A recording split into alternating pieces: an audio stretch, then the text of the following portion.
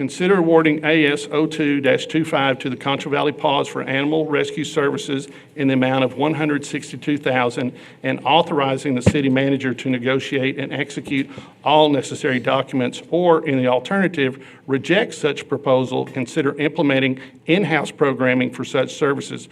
Presentation by Neighborhood Family and Services, Angela Bloss, Interim Assistant Director. It's all yours, Angela. Thank you. Good morning, Council, Mayor, and Daniel. I'm Angela Bloss, the Interim Assistant Director of Neighborhood and Family Services. So we're coming to you all today with, we need some direction. So as you're aware, our contract with Concho Valley Paws ends 9/30 of this year. And so we're just looking for some direction from y'all. Actually, with that, if I may, Mayor, Absolutely. we did get a submission from PAWS. We just sent out the bids for the different animal rescue groups and did get a submission from PAWS. We're grateful for that. I do want to state that I am, as a city, we're very grateful for the many years of partnership that we've had with PAWS and the vital role they have played in supporting the animal shelter. Their commitment has helped countless animals find loving homes, and the city extends sincere appreciation for their service to our community. So thank you so much to PAWS for that. But I do, with that, want to say that a recent review of shelter operations to also include a recommendation was to actually do this service in-house. And we are looking forward to actually moving forward with the in-house service. So basically, our shelter staff would be providing all animal services in-house. We pray, and our hopefulness is that we have the full participation of all the animal rescue groups moving forward to pull animals from our shelter and assist with the adoption process. Again, my recommendation is to reject the bid and move forward with an in-house shelter operation on this. So I have some questions here. We've been in this relationship for 5 years, end of a 5-year contract that we started in 2020. My first concern is, do we have the capability with staff and resources? Because PAWS provided some volunteers, some assets and manpower that we didn't have to provide. And when you weighed that out against the money initially, it was by far in our favor to keep things with PAWS just by what resources they provided. Now, with the fact that we've hired a new director at the animal shelter, I need to know where that sits. And I would hope council has those same concerns to weigh this out before we come to a consensus. It's a good question, Mayor. Basically, on our end, we have been working toward this in making sure that we're prepared to move forward. As far as having an individual in-house, this is going to be a person really that will be handling the adoption portion of it. So we are prepared to do that. There's other details that we're working through. I was being really careful. I had my plans, everything, some of the things laid out that I would love to do moving forward. But out of respect for our new shelter manager coming in, we'll be working very closely. It started yesterday. Actually, we had a couple of meetings. And we'll be ironing out the details of what we'll be doing as far as transitioning. But we feel confident that the transition can be easily managed by our staff. There may be some bumps in the road along the way initially, but we will move forward and do this. We've done it in the past, so I'm confident we can do it again.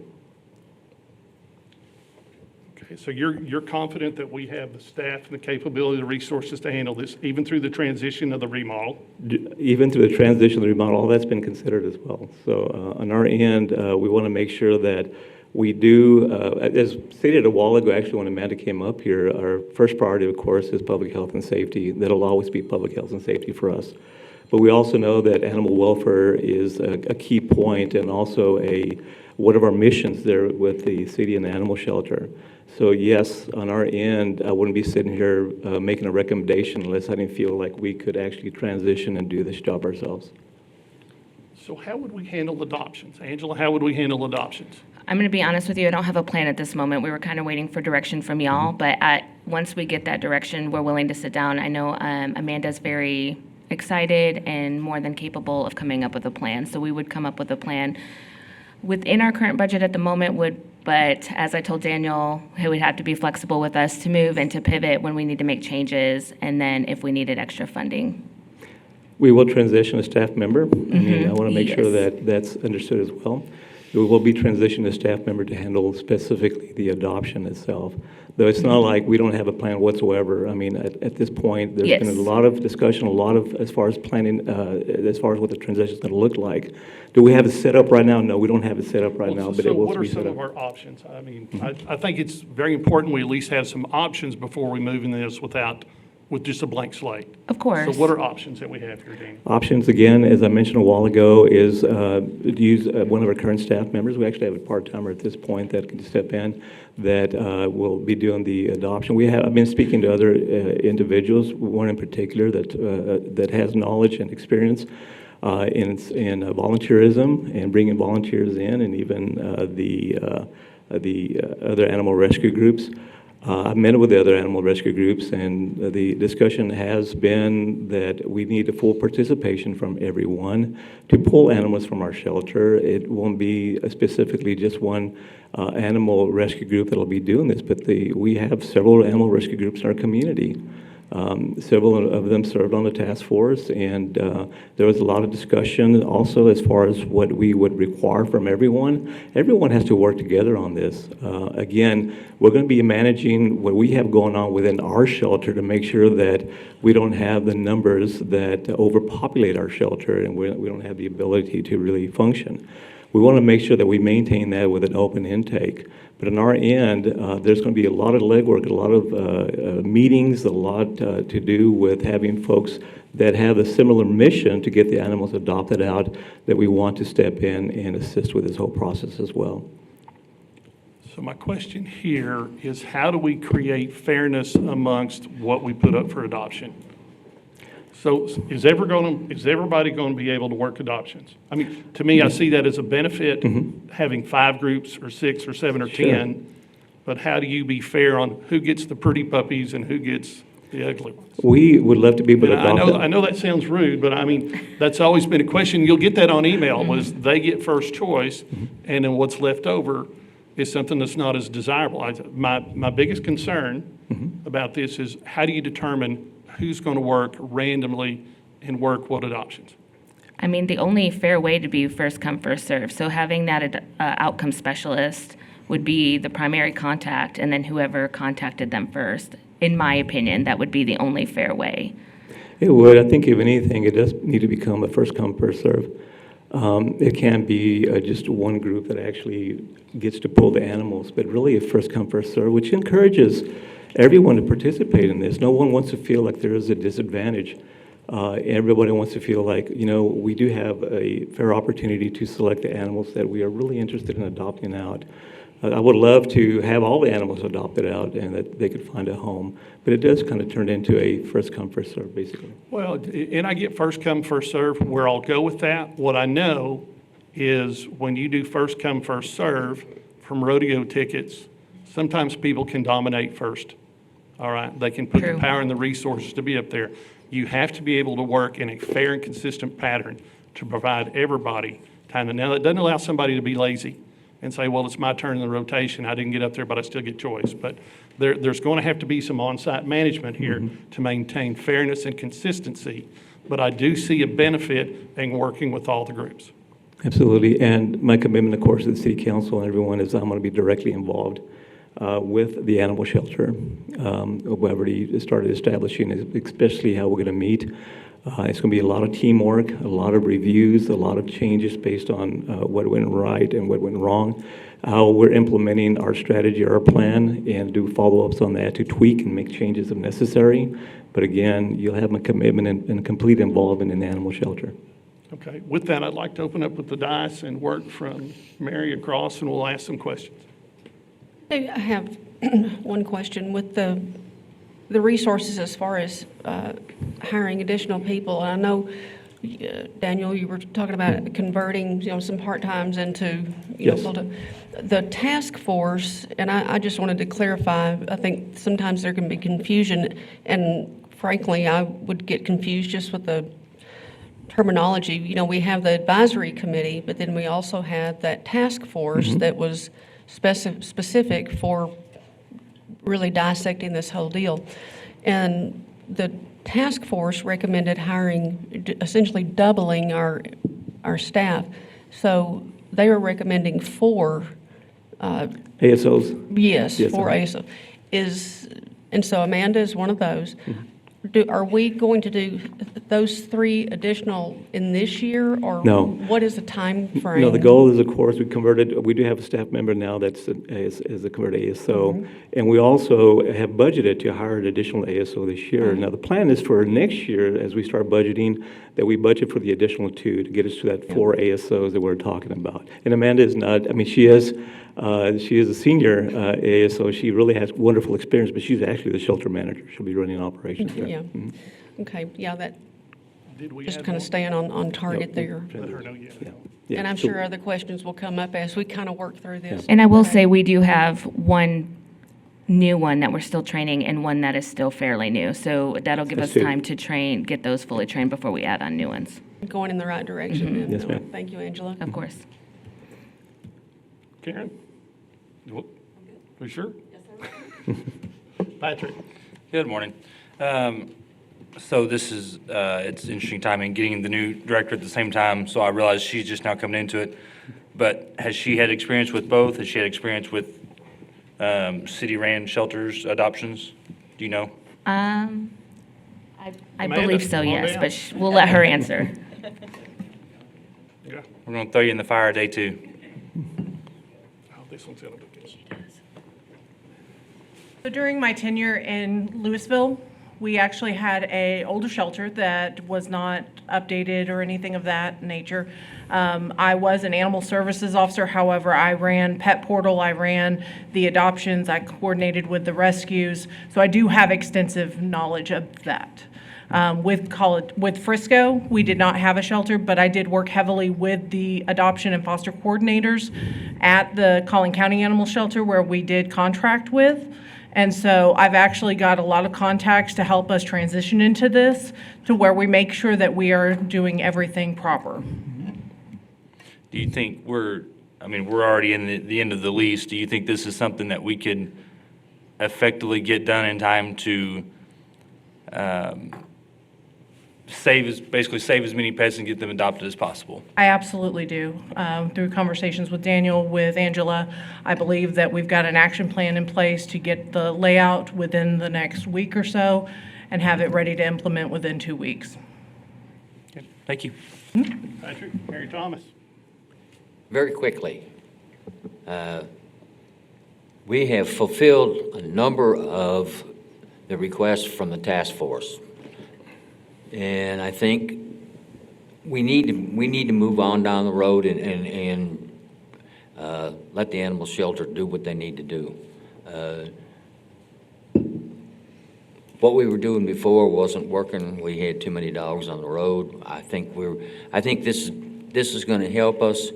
And as Daniel said, maybe a few bumps in the road.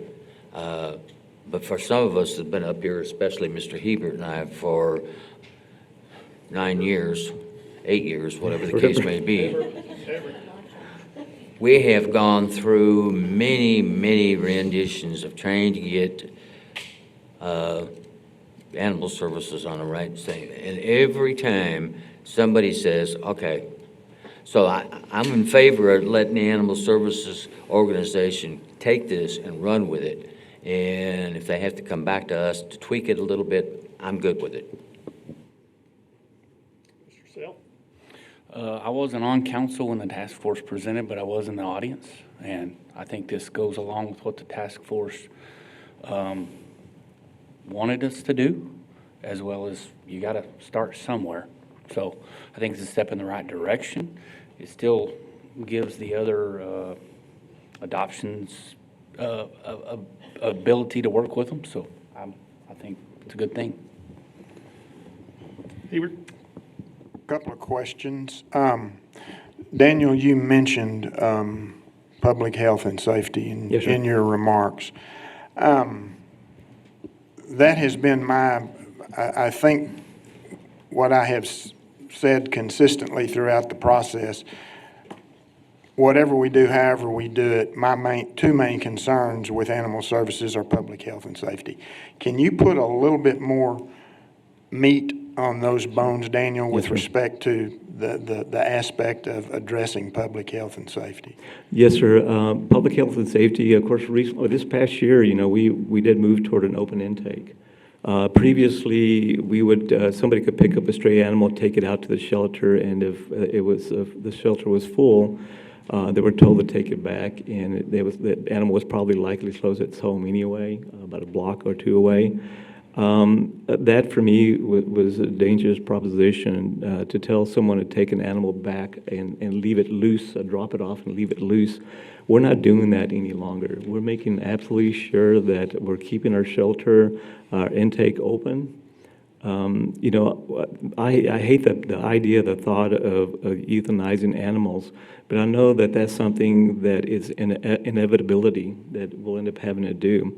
We know that in order to really truly address the having fewer animals out there in the community at large, is we really have to make sure that we're developing and hopefully working very closely with animal rescue groups, really working on a really solid spay-neuter program that really addresses ensuring that the animals out there aren't populating and aren't running loose.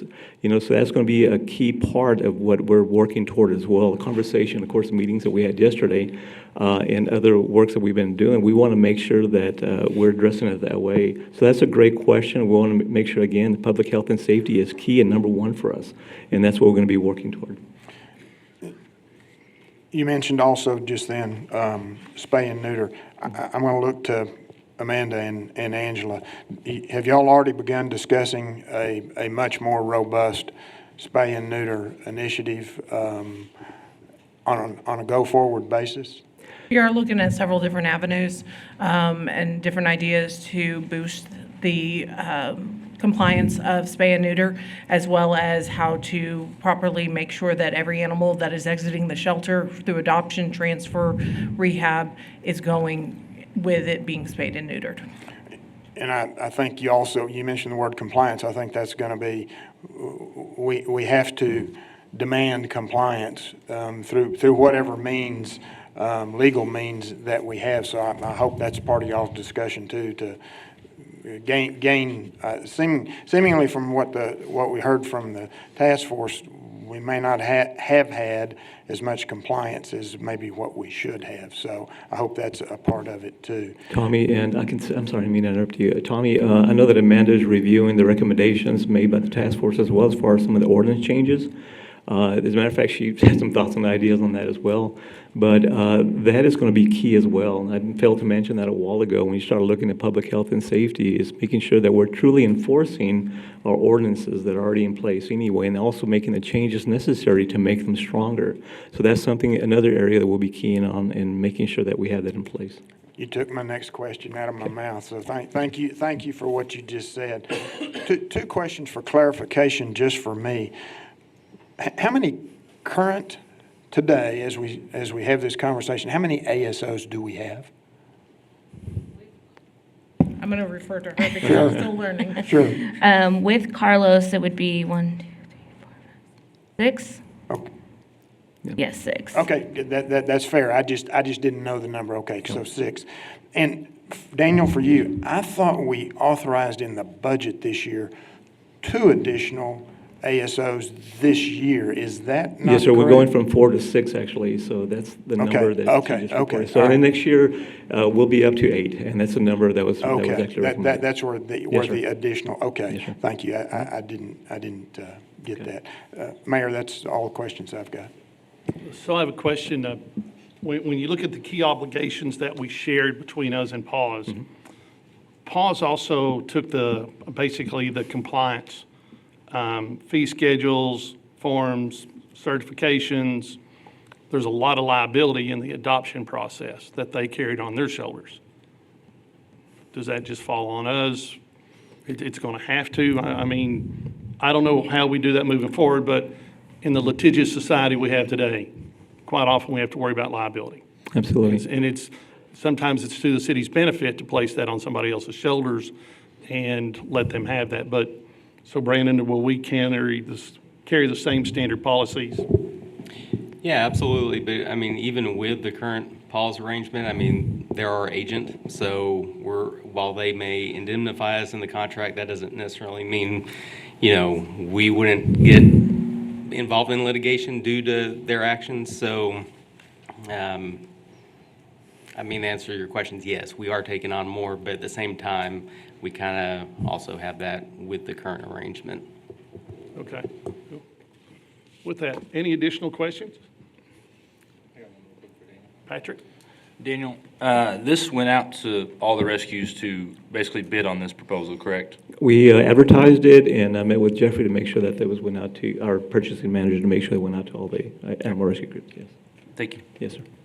As a follow-up to our city manager's comment about the RFP, I am aware that organizations were unfamiliar with the fact that that posted publicly. So can you give a little public direction on how we might proceed going forward? How would they know, and where would they go to find the post? And how would they properly Yes, ma'am. respond? Our procedure, it really, with any proposal that goes out, is we typically have a list of names as far as contractors, businesses we've done business with in the past. And for us, we don't just advertise it, we actually also send an invitation to different groups. And I think that's probably the best way to do it, is because folks that are maybe not so much like with animal shelter, but when you look at others that bid on projects that the city puts out, they're very well aware that we'll be advertising. They're looking at the advertisement. We will also send out invitations to the folks that we have on our list. So we want to make sure that we get as many bids as possible in all different areas within the city. But those are the two of the main ways that we do that, is advertisement and invitation as well. So interested parties should be scanning for posts on a Sure. regular basis. And can you confirm that local entities other than PAWS received an invitation? Sure, I mean, I have to go visit with each one of them individually. I know that I had a meeting with a group of folks that had mentioned they didn't get theirs, and I did tell them that actually they did go out. So on my end, even then, I was saying, hey, no, actually, we even have it, we do have it on our site. We have it to where people can actually pull that information. But again, after I had that meeting with ladies, I went and met with Jeffrey and said, hey, I just want to confirm, I want to make sure that we sent out those invitations to all the different groups, and he had confirmed that, so. Thank you for that. Yes, And ma'am. I would like to confirm, as a member of the council, that I stand ready to support Amanda as a volunteer in any way that she finds she can put me to work. And I know there are others seated up here that feel the same way. So, welcome. And I feel the same way. You can put Karen to work as often as you want. Exactly how I feel. I've told everybody I'm ready to hit the ground running. All right. Yeah. Okay, we've had a lot of discussion on this. We've got a lot to cover today. Any more questions before I ask for a motion? We all good? Somebody got a motion? I'll make a motion that we follow the city manager's recommendation that we move this to an in-house programming for animal services.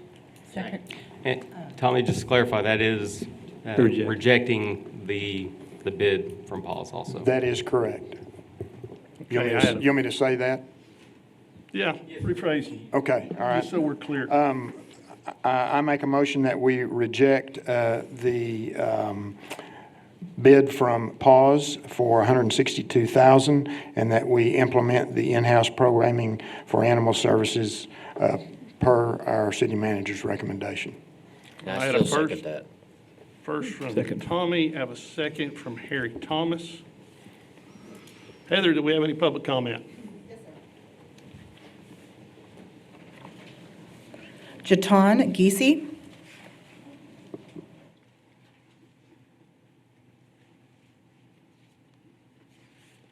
Hi, Jatan Geesey, District 5.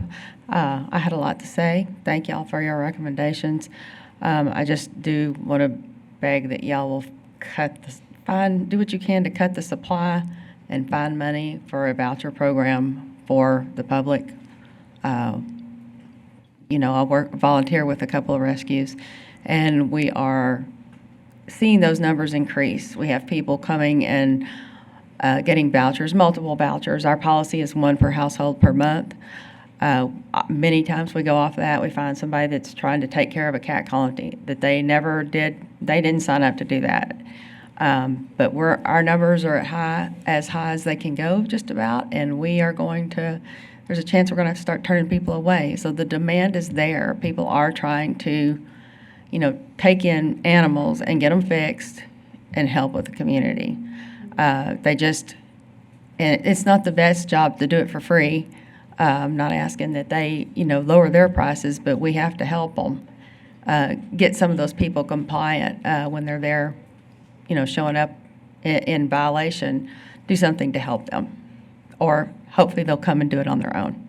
That's all. I just want to make sure that y'all are trying to look for funds for a spay neuter voucher program to help the people. Thank you. Thank you, Jatan. Heather? Another public comment? Yes, Heather Hegwood. Okay. And Sharon Hoffman. Sharon?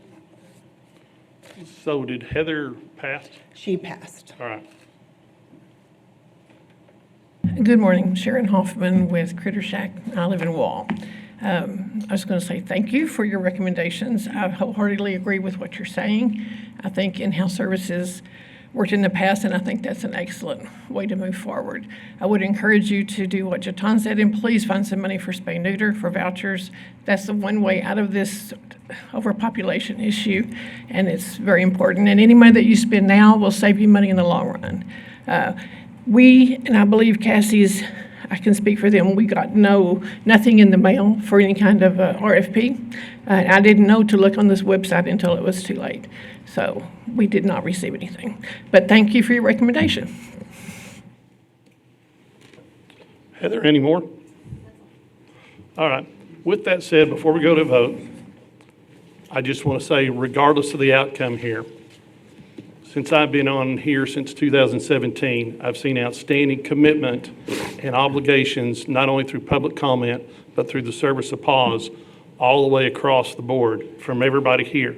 Your care and passion towards taking care of the pets of San Angelo, while we have been lagging, we have done a lot of changes, and we have, working through handicaps and handcuffs financially, we have put a lot of money into our animal shelter. And with that, I think we're going to see progress, but I want to point out that there are a lot of assets we're providing now that we did not provide the previous 7, 8 years. So with that, we'll go ahead and move forward. We'll take a vote. All those in favor of the motion on the floor, say aye. Aye. Any opposed? Motion passes 7-0.